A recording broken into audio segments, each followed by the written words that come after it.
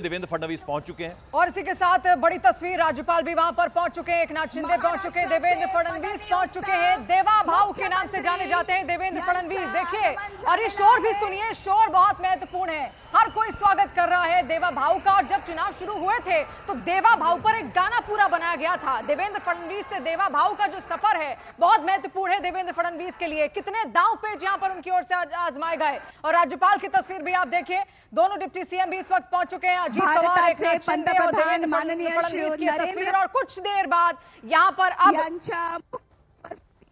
पडणाऱ्या महाराष्ट्र और अनाउंसमेंट हो रही है इस वक्त मराठी में। प्रधानमंत्री बस कुछ ही पलों में पहुंचने वाले हैं। सरिताताई गंगाधरराव फडणवीस यांच्या शपथविधी समारंभाला अजीत पवार, देवेंद्र फडणवीस, इंतजार एकनाथ शिंदे का। प्रधानमंत्री भी बस कुछ पलों में पहुंचेंगे और उसके अलावा गवर्नर सीपी राधाकृष्णन, बस उनका इंतजार। और एकनाथ शिंदे भी वहां पर इस वक्त पहुंचे हुए हैं। देवेंद्र फडणवीस, एकनाथ शिंदे और अजीत पवार तीनों साथ में इस वक्त यहाँ पर हैं। और कुछ ही देर बाद शपथ ग्रहण समारोह शुरू होगा। बस 7 से 8 मिनट का ये जो वक्त है ये यहाँ पर रह गया है। 5:30 बजे का वो वक्त था। एकनाथ शिंदे देखिए, चेहरे पर मुस्कान है, लेकिन एक मुलाकात अभी और होनी है इनकी गृह मंत्री अमित शाह के साथ। लेकिन एक संतुष्टि, कुछ ना कुछ हल्की फुल्की यहाँ पर देखने को उनके चेहरे पर साफ मिल रही है। डिप्टी सीएम का जो पद है वो यहाँ पर उनकी ओर से संभाला जाएगा। हर्षवर्धन जी, बस अब इंतजार है, बस कुछ ही पलों का। जरा ये बताइए, थोड़ा जो बॉडी लैंग्वेज है वो हंस तो रहे हैं, मुस्कुरा तो रहे हैं, लेकिन कहीं ना कहीं कुछ थोड़ा सा वैसी वाली स्माइल नहीं आ रही है एकनाथ शिंदे। नहीं, बिल्कुल एकनाथ शिंदे बहुत पीड़ित हैं, दुखी हैं। उनको कुछ समय तक लगता था कि भारतीय जनता पार्टी के भीतर के भी जो समीकरण है वो शायद उनकी मदद कर दें, क्योंकि देवेंद्र फडणवीस एक शक्तिशाली ताकतवर नेता के तौर पर उभर रहे हैं। तो कई बार होता है कि आपको लगता है कि नहीं, वो नहीं बने, कोई और बन जाए। एकनाथ शिंदे उनके साथ मुख्यमंत्री के तौर पर और उप मुख्यमंत्री के तौर पर दोनों काम कर चुके हैं। मुख्यमंत्री देवेंद्र फडणवीस की सरकार में वो सिर्फ मंत्री थे और मुख्यमंत्री एकनाथ शिंदे के साथ वो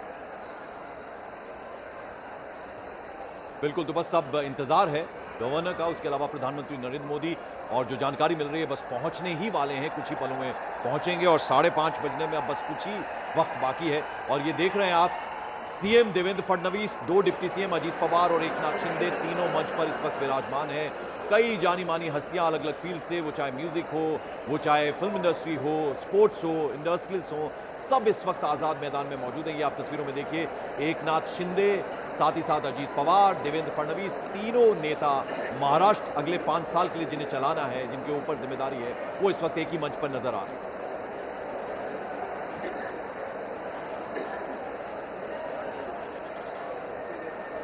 और एनसीपी अजीत पवार गुट से ब्रजमोहन जी हमारे साथ जुड़ गए हैं। ब्रजमोहन जी, किस तरह से देखें अगले 5 साल अब मिलकर काम करना होगा? देखिए पंकज भाई, महायुति का गठन के साथ ही हम लोगों ने ये संकल्प लिया था, हम सब तीनों लोग, तीनों पार्टियों के लोग पूरी ताकत के साथ मिलकर महाराष्ट्र के लिए काम करेंगे। और ये आशीर्वाद हम लोगों को महाराष्ट्र की जनता ने दिया भी इस निर्वाचन में। तो मुझे पूरा विश्वास है कि आने वाले 5 साल हमारे तीनों नेता, हमारे तीनों दल और हमारे तीनों पार्टियों के कार्यकर्ता रात दिन एक करके इस महाराष्ट्र को देश के सबसे बेहतरीन राज्यों में से एक बनाने के लिए भरसक प्रयास करेंगे। ये वायदा मैं इस मौके पे आपके माध्यम से करना चाहता हूँ महाराष्ट्र की जनता से। ब्रजमोहन जी, जो थोड़ी सी देरी हुई, ये जो तस्वीर अब नजर आ रही है जहां एकनाथ शिंदे जी नजर आ रहे हैं दोनों नेताओं के साथ, इसको करने के लिए इतनी देरी क्यों लगी? आपसे जरा समझ लें हम। मैं तो बल्कि इस पे यही कहूंगा, अंत भला तो सब भला। मैं सोचता हूँ बहुत अच्छा हुआ है और अब इस पे बहुत ज्यादा कुछ कहने सुनने की गुंजाइश नहीं है। हम इस अवसर को मैं एक महाराष्ट्र के लिए बहुत बड़ी शक्ति मानता हूँ, क्योंकि हमारे देश के आदरणीय नेता नरेंद्र मोदी जी स्वयं इसको आशीर्वाद देने महाराष्ट्र आए हैं। अच्छा, किसको क्या मिला है? किसको क्या मिला है ब्रजमोहन जी? फाइनेंस मिनिस्ट्री पक्की हो गई आप? मैं सच बताऊं तो अभी मिनिस्ट्री के मामले में कोई बात तय नहीं है। ये बात तय है कि 2 उप मुख्यमंत्री होंगे, 1 मुख्यमंत्री होंगे। ये बात बिल्कुल पक्की है और रात तक ये तय हो जाएगा कि किसको क्या मिलना है। 16 तारीख को विधानसभा का सत्र शुरू होना है, उससे पहले कैबिनेट का बनना जरूरी। मैं सोचता हूँ शायद सब कुछ हो जाएगा, क्योंकि अभी तो ओथ होना है। जितने माननीय विधायक चुन के आए हैं अभी इनकी ओथ होगी, उसके बाद आदरणीय मोहन जी, गवर्नर साहब मिनिस्ट्रीज को का लेकर एड्रेस क्या होगा। मिनिस्ट्रीज को लेकर क्या कोई बैठक भी यहाँ पर होगी, क्योंकि गृह मंत्री अमित शाह की बैठक यहाँ पर होगी एकनाथ शिंदे के साथ, तो ऐसी कोई बैठक अजीत पवार की?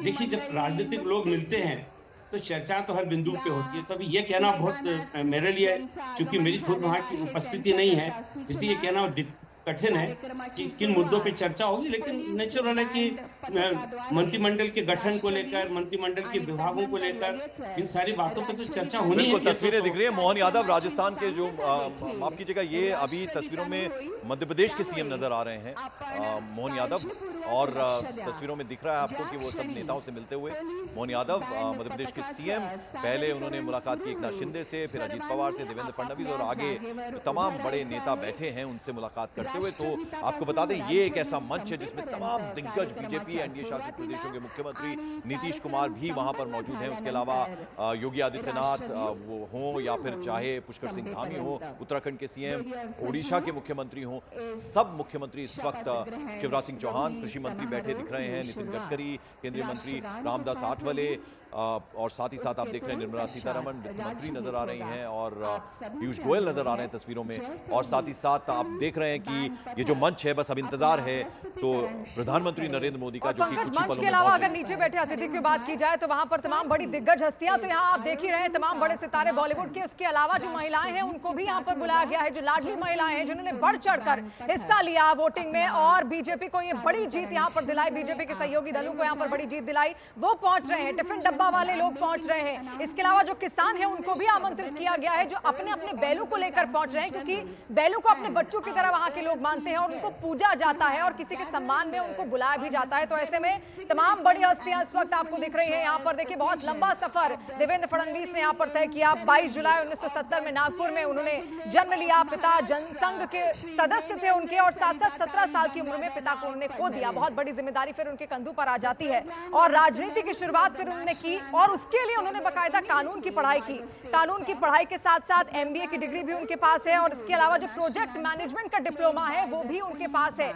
यानी राजनीति को समझने के लिए जितनी समझ चाहिए, जितनी शिक्षा चाहिए, वो सब कुछ देवेंद्र फडणवीस के पास है। और ये सब कुछ इतना आसान नहीं रहा। एकनाथ शिंदे को साथ लेकर वो आया, अजीत पवार को साथ लेकर आया, और फिर भी साथ लेकर भी आगे कैसे बढ़े, ये सफर हमने उनका बहुत बखूबी देखा। और आगे भी उनके लिए बहुत बड़ी चुनौती यह है कि कैसे साथ मिलकर ये तीनों काम करेंगे। ये जो तिगड़ी है इनकी, कैसे साथ मिलकर काम करेगी, क्योंकि देखिए, तो कहावत है कि एक सेब को 3 हिस्सों में बराबर तो नहीं बांटा जा सकता, लेकिन ये सेब कैसे बराबर बांटकर खाया जाएगा, सबसे बड़ा सवाल है। 288 सीटें और उनमें अपनी सीट पर सबसे कम वक्त, और बाकी की कॉन्स्टिट्यूंसीज में जिस तरह से उन्होंने कन्वेंसिंग किया, वो भी काफी, उसको भी श्रेय दिया जाना चाहिए। जफर इस्लाम हमारे साथ है। जफर भाई, जरा ये भी समझना चाहेंगे आपसे कि जो लाड़की बहना योजना है वो काम कर गई आपके लिए इसमें? देखिए, जितनी भी हमने वेलफेयर स्कीम चलाई सब काम की है।